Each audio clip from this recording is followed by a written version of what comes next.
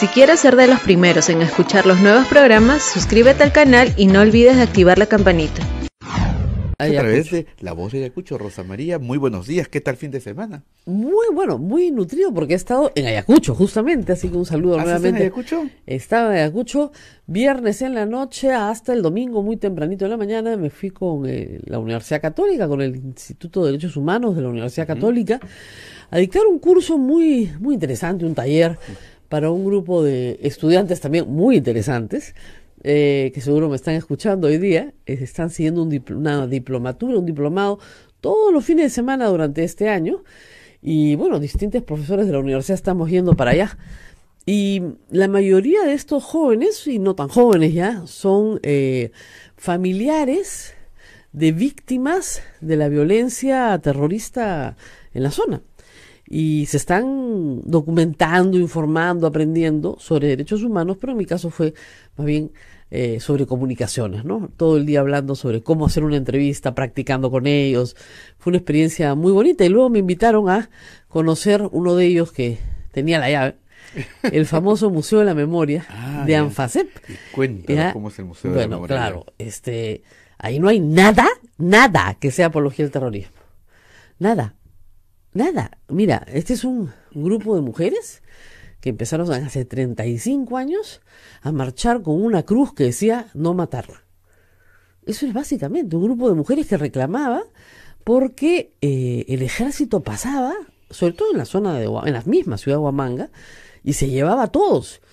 A ver pues quién era, ¿no? Y en ese camino desapareció muchísima gente. La mayoría, ¿no es cierto?, de los socios y las socias, porque eran originalmente solo mujeres, socias, eran viudas, madres, le reclamaban al ejército o a la marina por sus seres queridos. Luego también se asociaron algunas que habían perdido a sus familiares por causa de Sendero Luminoso. Pero es un grupo de personas, digamos, que lograron sobrevivir. Tenían una pequeña casita, le hicieron un segundo piso primero, ahí pusieron un comedor para todos sus hijos, porque no había que comer, entonces había que darle de comer a los niños, talleres para que los niños hicieran cosas, mientras ellas salían a marchar, y finalmente con un poquito de plata construyeron el tercer piso, y en ese tercer piso han hecho un museíto chiquitito de las cosas que ellas tienen, que no son muchas, la verdad, las cartitas que lograron pasarse a través de la prisión, los pequeños recuerdos que tienen de sus seres queridos, algunas prendas exhumadas, ¿no? No hay más que eso. Y claro, sí, hay una puerta que tú abres y ves la forma en la que se torturaba. Pero no es pues una cámara de tortura que tú pienses que estás en... Yo, con todo lo que me habían dicho, pensé que iba a haber algo peor. Y es un hombre amarrado de rodillas en el piso y un personal pues de las Fuerzas Armadas golpeándolo. Eso es lo que a Tubino le parece apología del terrorismo. ¿Cómo va a ser eso apología del terrorismo? Pues eso fue lo que pasó. Y fue un día largo, porque muchos tuvieron que en las entrevistas pues recordar cosas de las que... ¿Sabes qué es una de las carencias más grandes que hay en Ayacucho? Salud mental. Me contaban que recién el año pasado, el 2015, o el 2014 en realidad, con Ollantumala, se abrieron 2 centros de atención comunitaria, no de hospitalización, para personas con problemas de salud mental, que está funcionando, pero ¿qué pasa? Que la mayoría del personal no habla quechua. Mis alumnos todos eran quechohablantes, todos, la mayoría como lengua materna. Los que no eran como lengua materna eran de segunda lengua el quechua como su lenguaje habitual. Entonces ellos me decían, si para nosotros es difícil, para nuestras mamás es imposible. No quieren ir porque en la cultura ancestral andina tú no le estás contando tus problemas a cualquier hijo de vecino, pues ni de casualidad, ¿no es cierto? Y menos en una lengua que no es la tuya.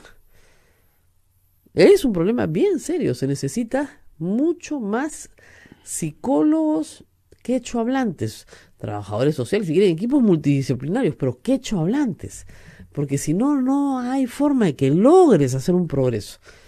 Sin embargo, tenían mucha fe, mucha esperanza en tener un futuro mejor, ¿eh? La verdad que sí. Se sienten, como siempre me pasa cuando salgo de Lima, muy olvidados, muy estigmatizados, muy acusados, que por el hecho de ser ayacuchanos son todos terroristas, como les dicen así desde Lima, que ese es un clásico, ¿no es cierto?, del desprecio limeño por los demás.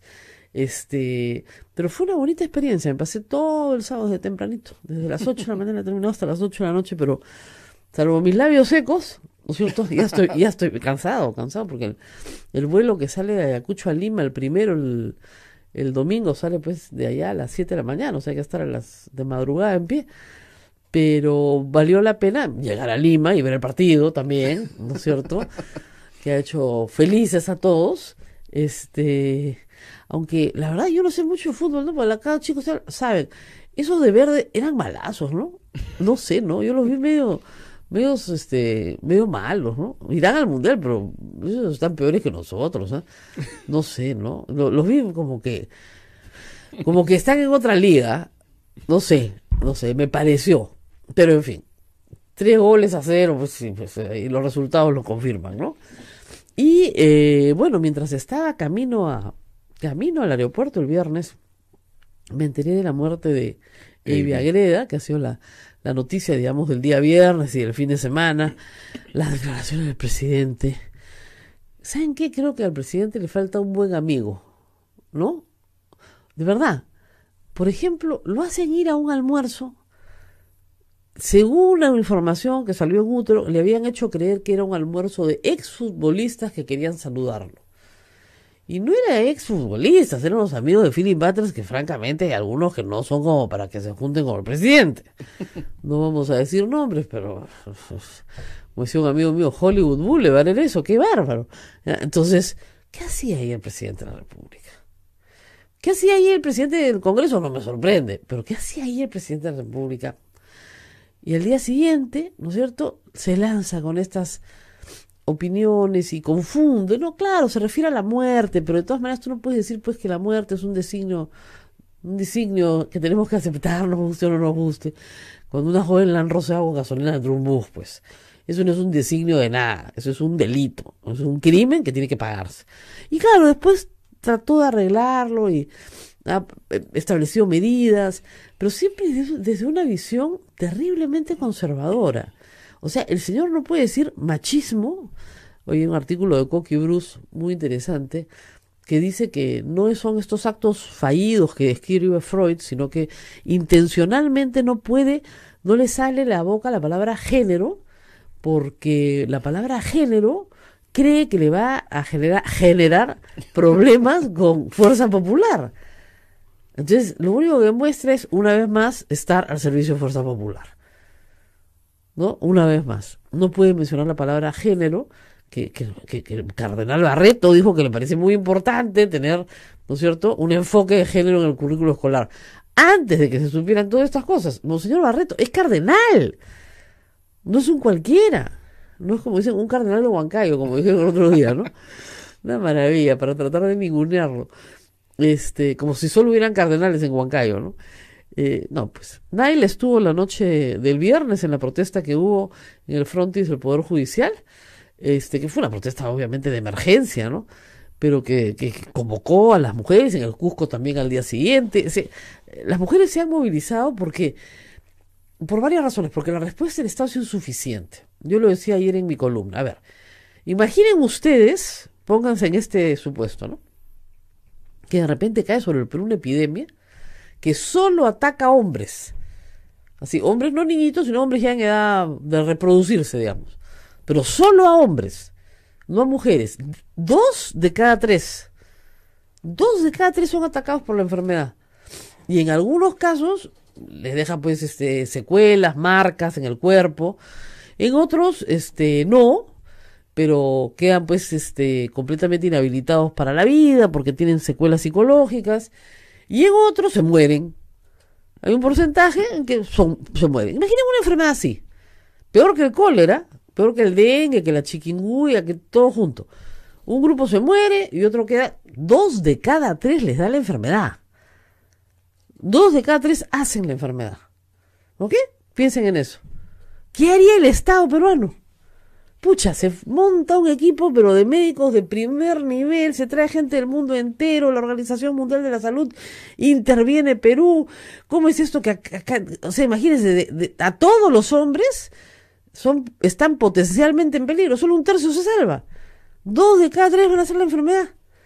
¿Puede imaginar los millones que se gastarían para encontrar una cura, una prevención, también una actividad preventiva brutal, se reduciría?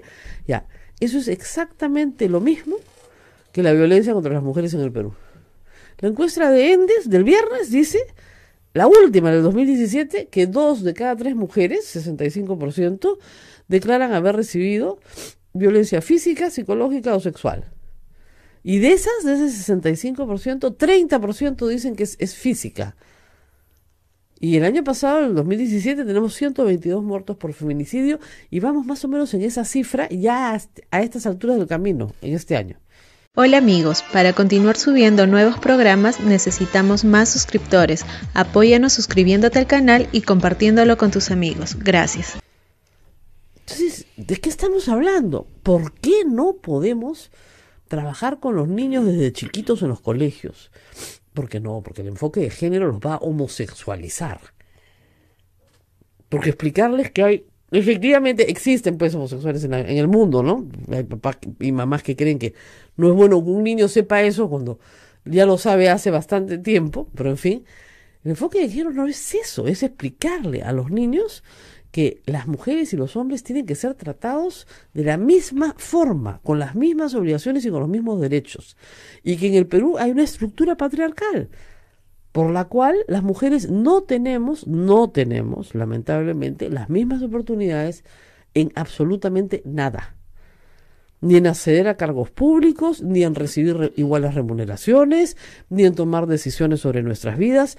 Ni siquiera tenemos libertad, como la pobre Ivy, de regresar a su casa por el camino que ella quisiera. Tenía que rezar por el camino que ella creía que le permitía salvarse de su acosador. Ni siquiera tenemos libertad para caminar por la calle. Ni siquiera libre tránsito. Entonces, ¿por qué no le podemos enseñar eso a los niños? No. Con mis hijos no te metas y estas onceras. Ivy agrega, es víctima de gente como la del movimiento Mis hijos no te metas, con mis hijos no te metas, que no pueden ver más allá de sus narices y no darse cuenta de que hay una pandemia acá en el Perú que sistemáticamente ataca a las mujeres. Y tú me dices, no tiene nada que ver una cosa con la otra. Por supuesto que tiene que, es el origen de todo el problema. El origen de todo el problema es que las mujeres en el Perú no valemos lo mismo que los hombres. En ningún ambiente, ni en el cultural, ni en el familiar, ni en el social, ni en nada. El hijo mayor vale más que la hija mujer.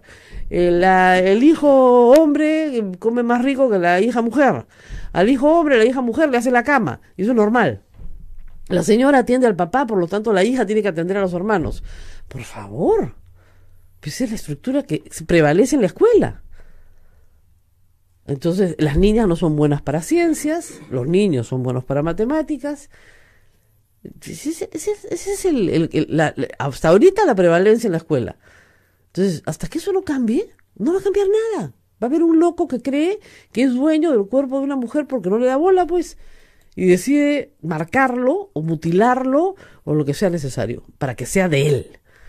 Porque además tiene derecho a que sea de él. Porque los cuerpos de las mujeres son de propiedad de. ¿No? Terrible.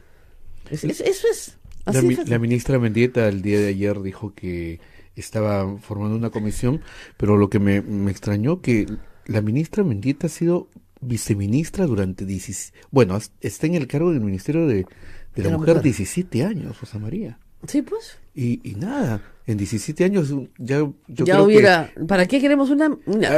Ha sido viceministra durante dos periodos anteriores. No hay nada más útil en la administración pública para patear un problema que creemos una comisión. ¿No? Siempre. Como dicen, ¿qué es un camello? ¿Sabes qué es un camello? Es un caballo hecho por una comisión. Así le sale. Entonces, cada vez hay una comisión. Vamos a hacer una comisión. Si las recetas están todas, por el amor de Dios. ¿Ah? Es así. Y lo de Vizcarra, muy peligroso. Muy peligroso eso de darle cuentas al fujimorismo y darle gusto al fujimorismo, almorzar con los fujimoristas. Bien raro toda esta historia. Cada vez se ve más, ¿no es cierto?, este servicio al fujimorismo, ¿no? Y anoche, Anushka Buenaluque nos ha mostrado cómo el personal de prensa del fujimorismo, o sea, de la bancada Fuerza Popular, colabora, ¿no es cierto?, en la grabación que no solamente hace el congresista Mamani, sino el congresista Modesto Figueroa, que finalmente lo reconoce, no es un congresista, son dos, y esto se hace en colaboración con un periodista que trabajó en América Televisión, y que es un periodista conocido, y que les enseña pues a prender la cámara y a apagar la cámara, porque estos señores no tienen la menor idea de cómo hacerlo. Entonces, toda la grabación de Mamani, que Mamani se muestra como carnadita, es organizada por la bancada de Fuerza Popular. No es una prueba que busca Mamani, ¿no? Solito él, no. Lo de Anushka creo que anoche ha sido contundente. Además de contundente, también la situación del Congreso de la República. Daniel Llovera hizo un informe interesante, ¿no? Más la portada de la República ayer, 708 millones de soles al año. O sea, un país en donde gastamos más en 130 parlamentarios que en toda la protección de la cultura peruana, todo el patrimonio, todo. El Ministerio de Cultura tiene menor presupuesto que el Congreso de la República. El Ministerio de Ambiente, tiene menos presupuesto, como si no tuviera más Amazonía, ¿no? Tiene menos presupuesto que el Congreso de la República. ¿Cómo puede ser eso posible? Y el congresista Galarreta, que no sabe, no opina, porque además el portal del Congreso, donde figura la contratación de personal, no está al día. El congresista Galarreta tiene, más o menos, ¿cuántos? 708 nuevos trabajadores, creen, desde que entró Luis Salgado. Más de 700 trabajadores nuevos. Claro, como no ganaron el Ejecutivo, su agencia de empleos es el Congreso. Y en el área de informaciones, ¿no es cierto?, tienen 105 personas contratadas, de las cuales 10 son técnicos en redes. O sea, nuestros queridos Fujitrolls, oye, tú con 10 técnicos en redes, cada uno tiene 100 cuentas y tienes 1000 cuentas para reventarte la vida. ¿Sí o no? Si Johnny Lescano dice, pero si de acá salen, los pagamos nosotros con mi plata. Me escriben con mi plata. A ver, Fujitrolls. Te insultan con tu plata. Me insultan con mi plata. Fuera de acá. Por eso yo, buen apunte, ¿eh? Ya Carlos Campos me dice, el fujimorismo ha convertido el Congreso en una centralita. Hay un gobernador regional, Álvarez, que está preso por hacer eso, ¿eh? La centralita era eso, era una central de informaciones e inteligencia para dañar a los enemigos.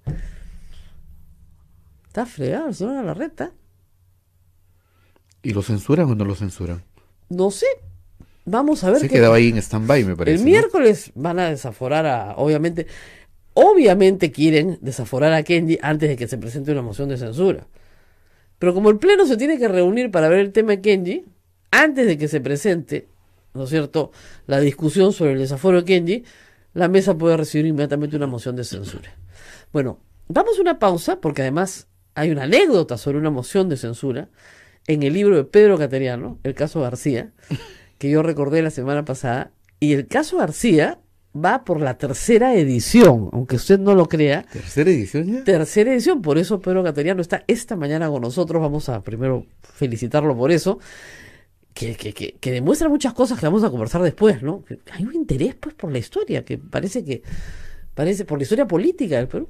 Bueno, vamos a la pausa. 8 de la mañana con 21 minutos, estamos en la Sociedad Dominica de Medios de Comunicación con A Pensar Más con Rosa María Palacios. Rosa María, adelante. Aquí estábamos comentando la entrevista de Kenji Fujimori, que estuvo con nuestros amigos de Chicharrón de Prensa, y la verdad que tiene respuestas muy divertidas, ¿eh? Muy divertidas. El miércoles lo están mandando al paredón, pero tal vez antes de se presente la moción ahí, hace muchos años, no tantos, ¿no? En 1991, cuando se estaba discutiendo la moción justamente para lograr el desafuero de Alan García, presentaron una moción de censura contra Roberto Ramírez del Villar en medio del debate. Y eso obliga al presidente del Congreso a decir, he recibido una moción de censura, bajo al llano, se tiene que debatir la moción, y por lo tanto enfrías el debate. Y Roberto Ramírez Vial, que tenía muchos años en el Congreso, dijo: se ha presentado una moción con firmas ilegibles, improcedente, y siguieron discutiendo. Y ese fue el caso de la canción. O sea que, por si acaso, muchachos del APRA, el truco ya lo sabemos, y ya sabemos cuál es la respuesta. Bueno, muy bien, Pedro, muchas gracias por estar con nosotros. Buenos días, encantado. Empecemos por la tercera edición del caso García. ¿Quién diría, no? Sí, y en realidad a quienes tengo que agradecer son a los amigos lectores, ¿no? Que contra todo pronóstico. Y considerando que se ha pirateado bastante, ¿ah? Sí, bastante. Bastante, o sea que debe ser más o menos el triple la cantidad de gente que ha leído el libro. O sea, Sí. que lo tiene y lo circula, ¿no? Planeta ha anunciado que esta tercera edición saldrá con una novedad, con índice onomástico, que no tenían muy las importante. ediciones anteriores. Entonces, la tercera edición tendrá ese atractivo adicional del índice onomástico, Qué que muy creo bueno. es siempre importante, ¿no? Para que los sepan, libros. un índice onomástico es el que tiene los nombrecitos de todos los que están en el libro. Y en las páginas en las cuales aparece. Claro, entonces, fulanito, a ver, aparece en el libro, al toque, lo buscas al toque, entonces ya, ahí tienes todo incluido. Pero sí, esta anécdota la cuentas en el libro justamente de la forma en la que antes se censuraban las mesas directivas con toda comodidad, a Así cada es. rato, era una práctica muy común. No solamente para entorpecer el trámite Claro. parlamentario, sino también para demostrar la fuerza que determinado partido político tenía al interior del hemiciclo, ¿no? Claro. Y los apristas eran maestros en esto, las cuestiones previas también, Claro. ¿no? Antes de la votación planteaban una cuestión previa Claro. para ver hacia dónde iba la La votación, ¿no? Ciertamente lo que has dicho, Rosa María, es correcto. Galarreta se merece esa censura, no por razones de cálculo político, sino por la manera en que ha actuado. Ha denigrado al Parlamento como institución. Un congresista que ocupa ese cargo personifica al Parlamento, no actúa individualmente. Y por lo tanto, cuando este señor, sin prueba alguna, ofende a un periodista, insulta a los medios de comunicación diciéndoles mermeleros, ciertamente merece una censura política. Bueno, aparte del Y llama tema de la atención que hasta este momento ningún parlamentario se haya atrevido a presentar esta moción de censura, ¿no? Ojalá se presente se esta- presente, porque creo que es importante para el Congreso también lavar su imagen, es decir, no todos están alineados con Fuerza Popular, no todos están al servicio de la señora Keiko Fujimori, no todos le ponen alfombra roja a Joaquín Ramírez. Calculo que hay parlamentarios que todavía tienen una misión de defender los derechos de los ciudadanos. Lo que pasa es que casi todos son nuevos en el Congreso y no conocen las instituciones parlamentarias. Y como en los últimos, qué sé yo, 15 años no se ha presentado una moción de censura contra la presidencia del Congreso, salvo la de Marta Hildebrand en el 2000, o sea, 17 años, entonces no saben que esta institución existe. Pero esta institución existe, como dices tú, también para medir fuerzas. No importa que te digan que no importa que te la rechacen, no importa. Lo importante es saber es cuántos tienes. La moción te permite, tengo 40, tengo 40, tengo 30, tengo 30, y sobre esa base trabajas. Y lo que hay que comprender también es que la política es una carrera en la cual hay que tener resistencia y a lo largo del tiempo ir probando las cosas. Claro. ¿Por qué ocurre esto acá y en España? En España hace unos meses daban por muerto a Pedro Sánchez. Claro. Y él ha tenido uno puede estar en acuerdo o en desacuerdo, pero Con ha su tenido política. una política de fiscalización, los métodos, todo eso puede ser discutido, pero que ayuda cuando hay evidencias o pruebas de hechos que deben ser sancionados, se logran esos objetivos. No, y a Rajoy no le quedó más remedio que aceptar la dimisión, o sea, no había forma. Porque hubo censura, pero en este caso no puede ser posible que ante hechos tan graves los parlamentarios con un silencio cómplice o con actitudes complacientes en la práctica se convierten en aliados políticos del fujiaprismo, porque esa es la pura verdad. Cuando las papas queman, vemos, ¿no es cierto?, que Mulder y Velázquez Quisquén están mudos, Claro. ¿no? Pero en realidad ellos han sido corresponsables políticos de darle este Poder desmedido absoluto. poder a Fuerza Popular, que hay que señalarlo enfáticamente, lo ha ejercido de manera abusiva desde el comienzo. Sí. Como en algunas situaciones eso no afectaba a otros, decían, bueno, allá ellos. Claro. Pero cuando ese ejercicio abusivo empezó a tocarlos, ahí ya cambian de reacción. Y hay que señalar que eso le ha ocurrido al propio Kenji Fujimori. Cuando Kenji Fujimori acataba de manera sumisa las órdenes de su Hermana. de su hermana, votaba a favor de lo que ella ordenaba, y así ha sido el manejo con Luz Salgado, por ejemplo, en el escandaloso caso de Joaquín Ramírez. Claro. ¿Cómo es posible que con tantas evidencias y pruebas el Parlamento no formara una comisión investigadora en el caso de Joaquín Ramírez? Entonces, Kenji Fujimori está recibiendo también de su propia medicina. Ahora, que no le están haciendo un debido proceso, ¿no es cierto? No se le está garantizando su derecho de defensa. Es decir, todos tienen derechos, y eso es algo que Pero no... su hermana dio la orden de que lo voten, punto. Por eso, pero eso es algo, ¿no es cierto?, que nosotros debemos de señalar. Acá es un problema complicado, ¿no? Porque lo que hemos visto ayer en este reportaje de Anuska Buenaluque en Cuarto Poder es simplemente Fuerza Popular sigue empleando los métodos ilícitos que Fujimori y Montesinos usaron para perseguir a la oposición, para ir contra los adversarios políticos, ¿no? Y tratan bueno, este parlamentario Becerril, de tergiversar los hechos elogiando la labor de Mamani. Lo que ha hecho Mamani y lo que ha hecho también el señor Figueroa, eso sí tipifica como delito de usurpación de funciones. Esa labor la deben realizar los fiscales y jueces. Cuando hay evidencias de un acto ilícito, por ejemplo, los más conocidos que vemos en televisión, cuando un fiscal o juez le pide un soborno a un litigante, lo que hace ese litigante es ir al Ministerio Público, preparar de acuerdo a ley el procedimiento para desenmascarar la ¿no? celada, digamos, la celada ¿no? se hace con un fiscal al costado. Así es, pero esa labor los parlamentarios malinterpretan, ¿no es cierto?, su inmunidad. Creen que por no estar sujetos a mandato imperativo pueden hacer cualquier cosa, inclusive violar la Constitución y la ley. Acá sí está tipificada la usurpación de funciones de estos parlamentarios. Ahora, ocurre pues también de manera escandalosa que la señora Keiko Fujimori protege a Yesenia Ponce, protege a Mamani, que no solamente han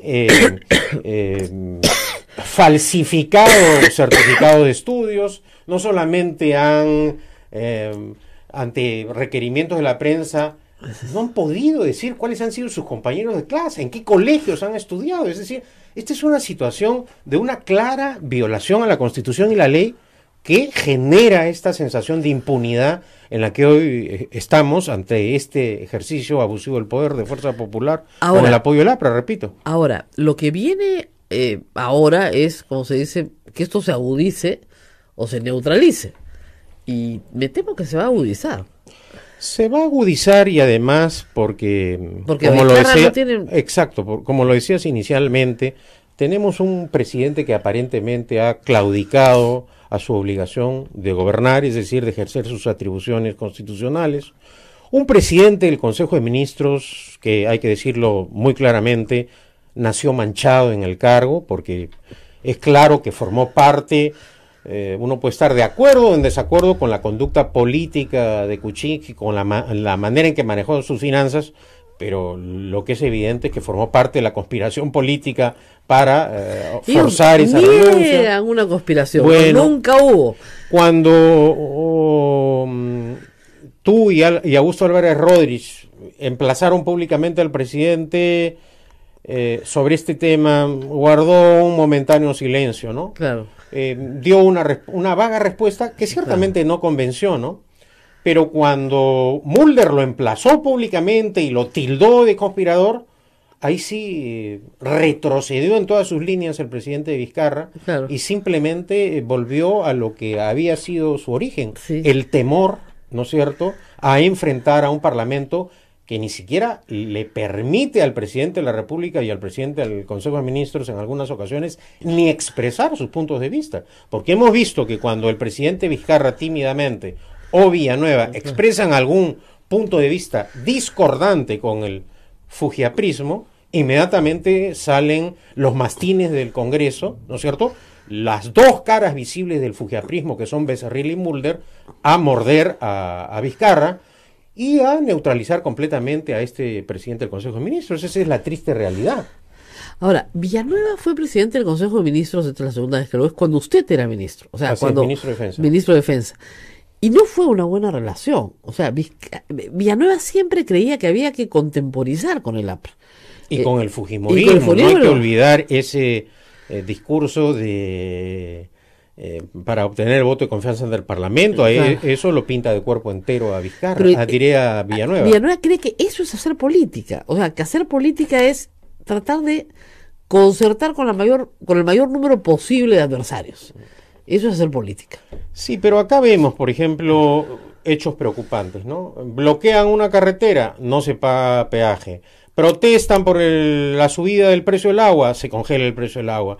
Protestan por... Todavía no se han tumbado el ISC, pero pero ahí sí ha habido un público desencuentro entre la forma de pensar del ministro de Economía y del ministro Villanueva, que él tanto protestó y que renunció, inclusive él ha seguido la misma conducta política que criticó en el pasado, es decir... Claro.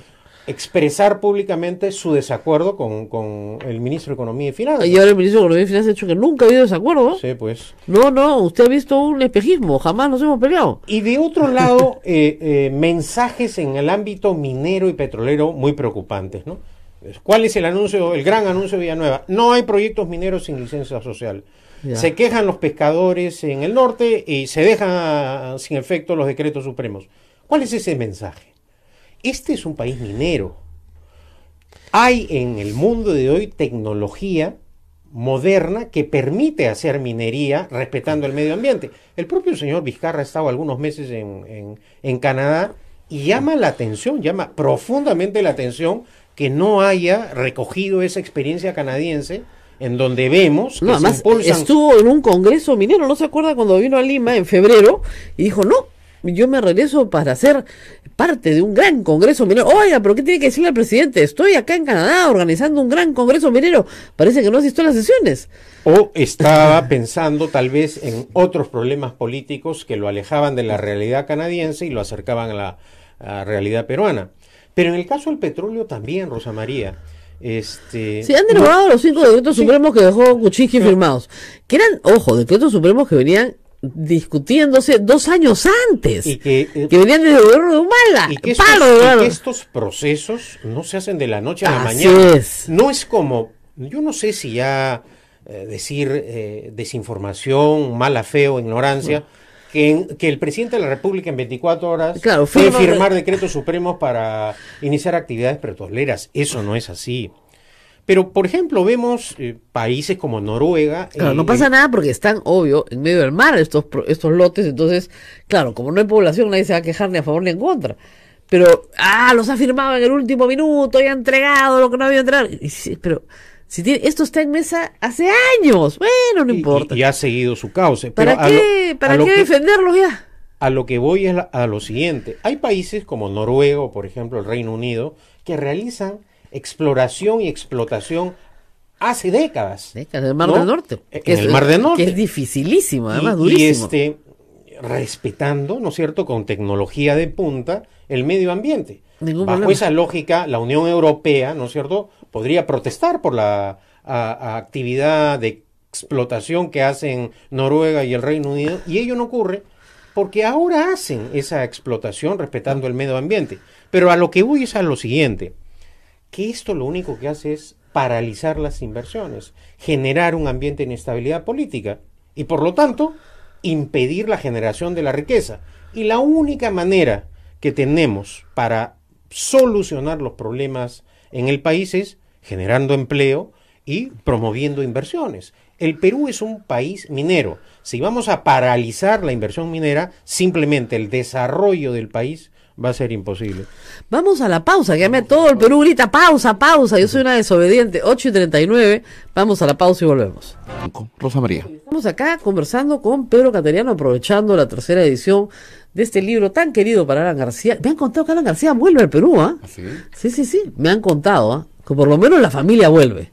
No sé si él vuelve con ellos o no, pero parece que ya se aburrió de Andorra y estos viajes no, perdón, Madrid, ¿no? Pero en fin, queda cerca. Dicho sea de paso, de Andorra no sabemos nada. Hay Nada. millones de dólares, pero Peruanos, no sabemos qué es lo que ocurre. Nada, ¿no? O sea, el proceso Lavallato está completamente parado.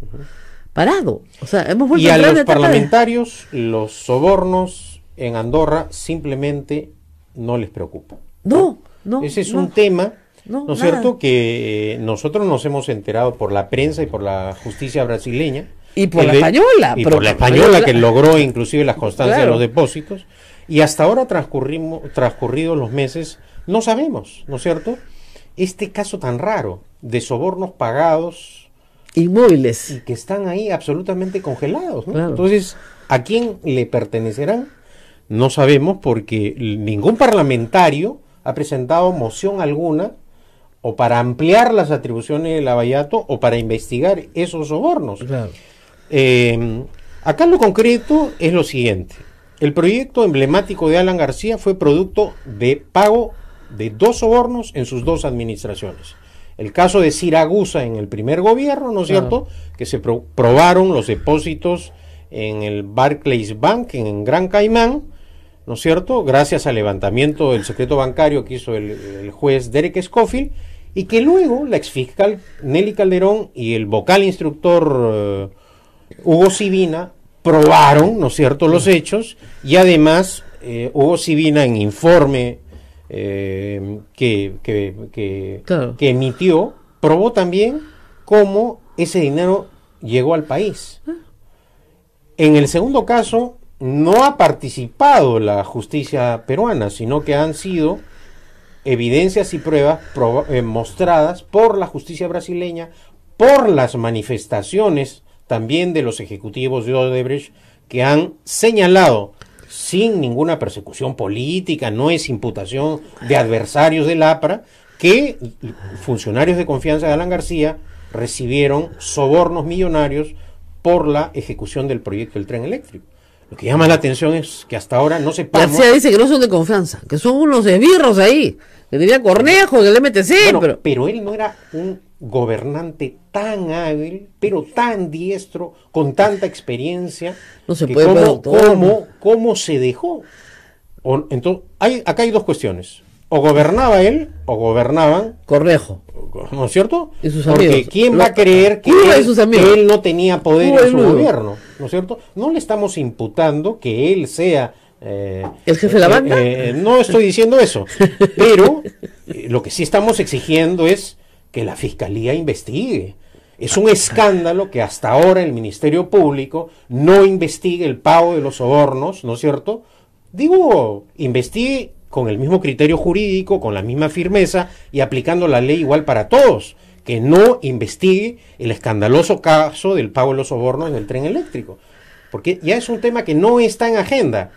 La caída de Kuczynski precisamente ayudó a esto, a enterrar el pago de sobornos No, y no a los solamente eso, funcionarios de había un viaje programado a Brasil para que Barata no hablara de fondos de campaña, sino que hablara de contratos. Y él adelantó que habían 8 contratos en el Perú obtenidos con sobornos. Obviamente uno era el de Alejandro Toledo, eso sin discusión. Pero luego venían otros más. Bueno, y Hasta ahora no hay viaje, nadie va a preguntarle. Bueno, y Estamos en esa eso. es una de las razones por las cuales tenemos que protestar.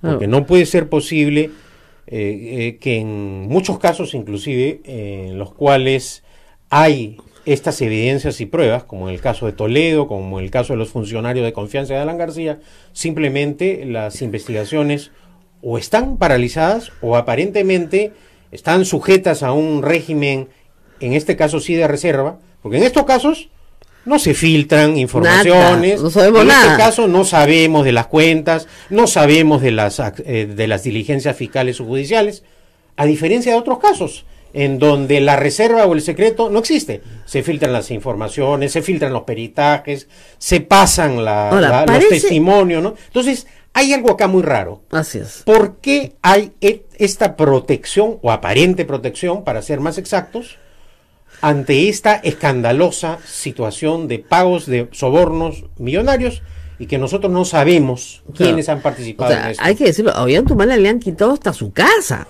o sea, digamos, hasta su cama, o sea, no tiene que dormir donde la casa donde Nadine creció de chica, porque no tiene nada. Como diría Augusto Ferrando, no tiene nada. Y dicho sea de paso, vamos a entrar ya al mes de junio, mejor dicho, estamos en junio, y hasta ahora no hay acusación fiscal. No, pues. ¿No es cierto? Cada vez que hay una situación crítica, salía el fiscal a decir, ya viene la acusación. También viene, ¿no? sí. Desde diciembre del año pasado. Sí, es decir, también viene la acusación fiscal. No puede ser posible, no se ajusta a la Constitución y a la ley esta clase de procesos.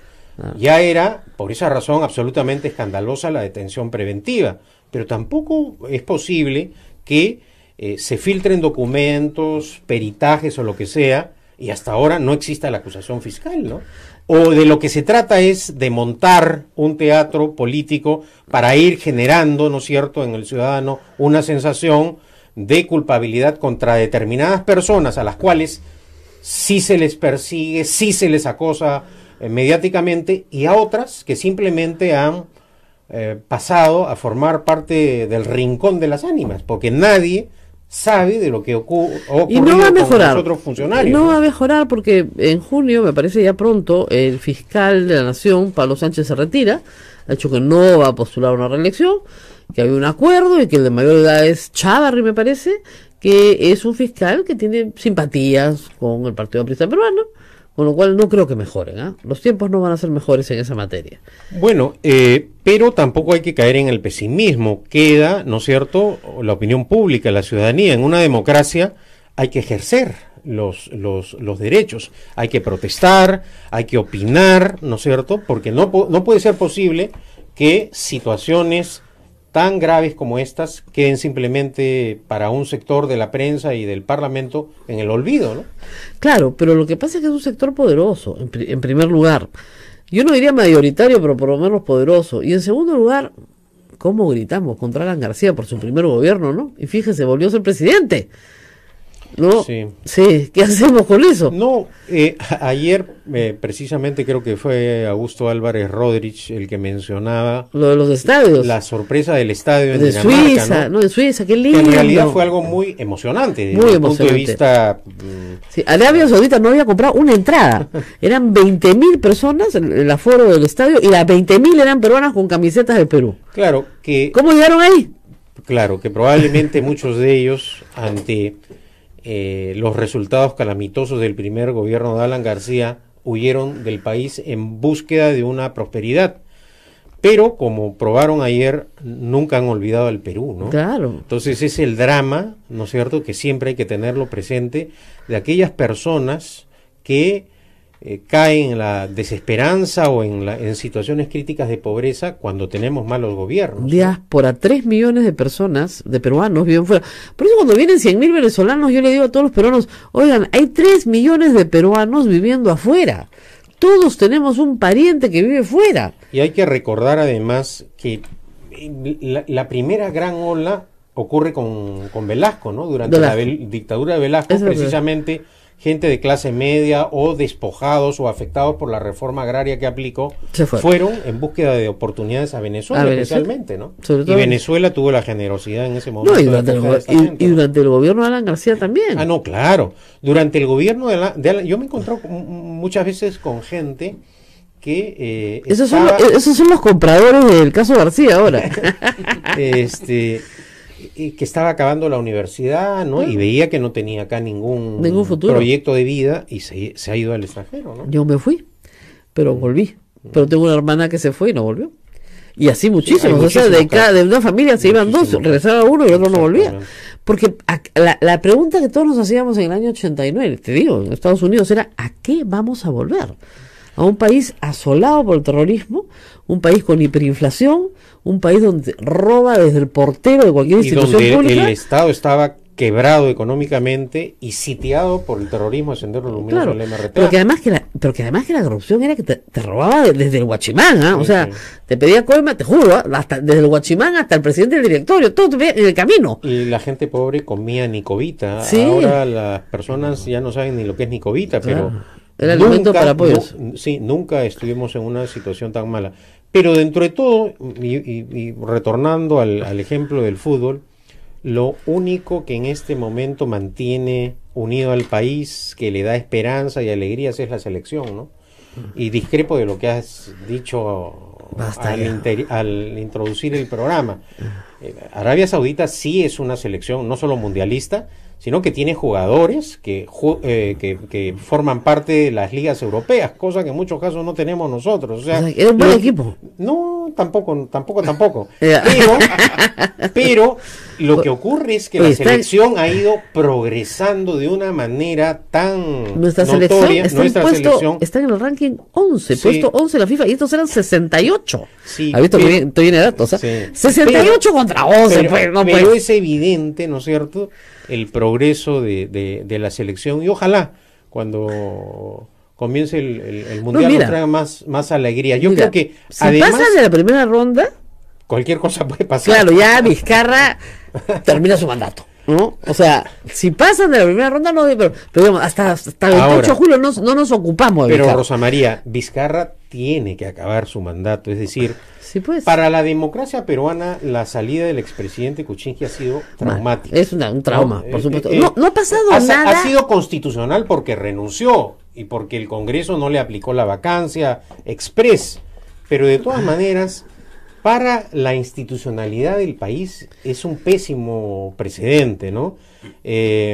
Y vemos las consecuencias que trae, es decir, esta inestabilidad política, esta crisis institucional, lo que está ocasionando es una parálisis económica en el país, una inestabilidad política, y eso a la larga perjudica a los más pobres del país. El señor Vizcarra dice que quiere invertir en educación, en salud. Claro. Eso lo desean todos los gobernantes. Todo, no conozco pero uno no hay que- varita mágica. Lo No, que hay es... no conozco uno que se haya parado a decir, miren, ¿saben qué? En la educación lo vamos a invertir, ¿ya? Y en salud, tampoco. ¿No?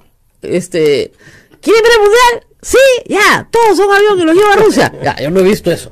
¿Ya? Pero yo no sé si tú recuerdas que Vargas Llosa en su campaña presidencial decía, los países hoy tienen la oportunidad de escoger entre mantenerse en la pobreza o salir de la pobreza aplicando políticas económicas Sanas. adecuadas y sanas. Que ya todo el mundo conoce. Yo- La receta está ahí, clarísimo. Mira, yo después de muchos años volví a Chile como, bueno, estuve para la reunión del 2+2. Claro, como ¿no es ministro cierto? de Defensa. Para ejecutar que no era una situación pues así muy turística. Así ya. es, para ejecutar la sentencia de La Haya, ¿no? Pero no tuve la oportunidad de quedarme unos días en Santiago, ver, caminar, ¿no?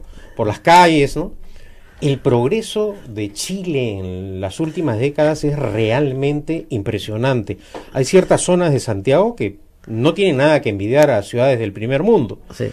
Y esto es producto no solamente del esfuerzo de los chilenos, sino de la aplicación de políticas, como tú has dicho, económicas sanas y sensatas. Más un esquema institucional muy Ahí- bueno, así es. democrático. O Hay sea, partidos, hay partidos, se pelean, hay, pero hay exacto, alternancia, hay parlamento con un debate alturado, con gente de mucho nivel. congresistas preparados. Por ejemplo, participó en una de las jornadas el ex secretario general de la OEA Insulza, que ahora es senador. Claro. O sea, gente preparada, con experiencia. No, o que No, son senadores durante décadas, porque tienen muchísima experiencia y los religen y los religen y los religen. Y gente muy preparada. Es más, es hasta una actividad familiar, si quieren, ¿no? O sea, hay el hijo de Frei, es también Sí.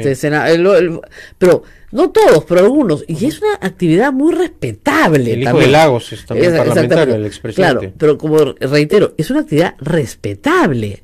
O sea, no es que tú, así porque no tienes otra cosa que hacer, te tocan la puerta, tienes plata, vente y nos vamos al Congreso.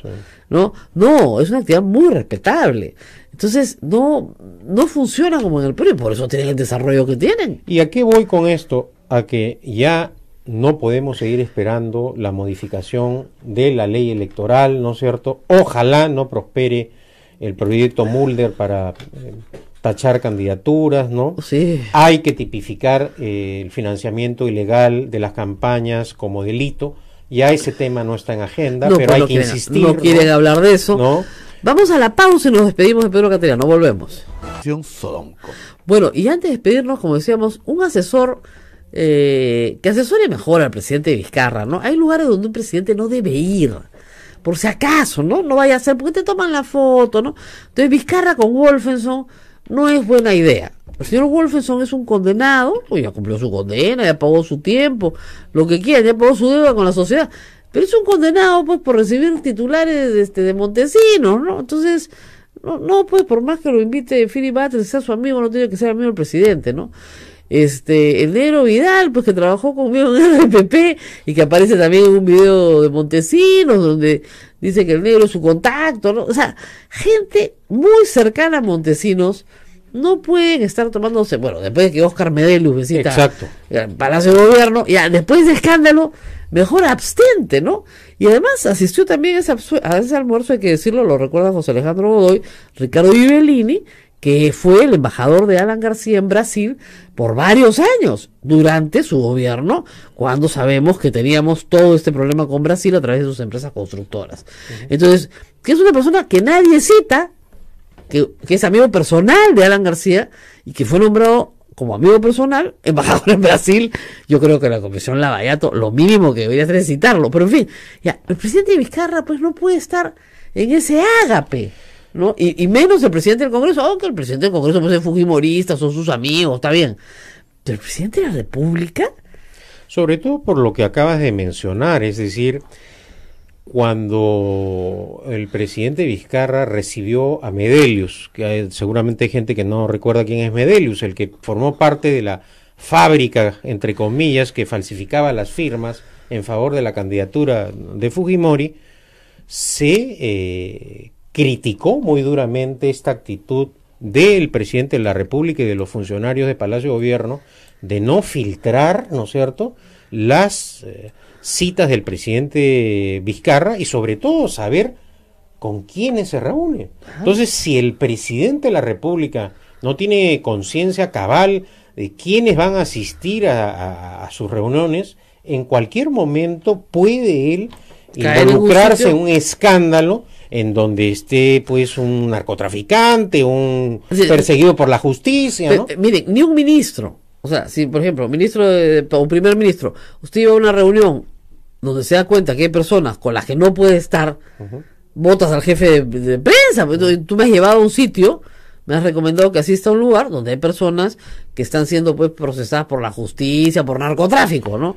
O de otro lado, hay también otras maneras para esquivar las situaciones.